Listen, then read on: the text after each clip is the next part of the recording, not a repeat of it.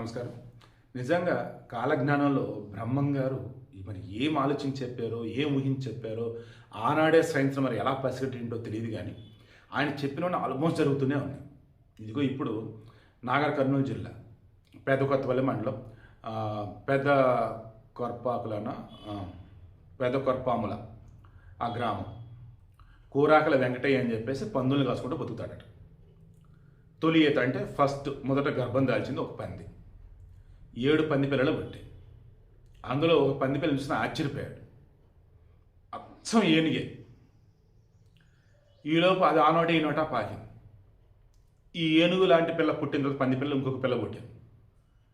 ఆ పిల్ల చనిపోయింది, ఈ ఏనుగు పిల్ల చనిపోయింది. ఈలోపు ఆల్రెడీ వచ్చిన మొత్తం చూసి షాక్ అయిపోయారు. పంది కడుపుని ఏనుగు పుడతాం ఏంటి అని. అంటే బ్రహ్మంగారు చెప్పి నిజమైందా అని.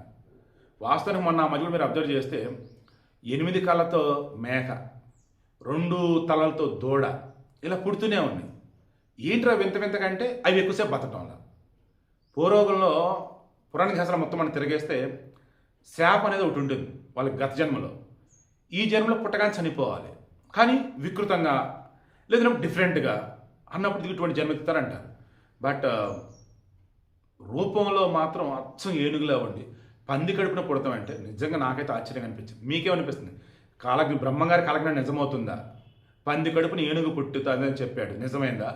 లేక ఏదన్నా జన్యు మార్పులా, లేక పంది తినే ఫుడ్డా, లేదా వాతావరణ మార్పులా? దేనివల్ల ఇదంతా కూడా అనేది ఇప్పటికి షాక్లో ఉన్నాడంట. ఆ పంది ఓనర్ ఎవరైతే యజమాని వెంకటయ్య, చుట్టుపక్కల ఊళ్ళో కూడా వచ్చా చూసి ఆశ్చర్యపోతున్నారంట, ఏంటి అద్భుతం అని చెప్పేసి. బట్ సైన్స్కి అందని ఎన్నో మన దగ్గర చుట్టుపక్కల ఉన్నాయంటే ఇదిగో ఇటువంటివే.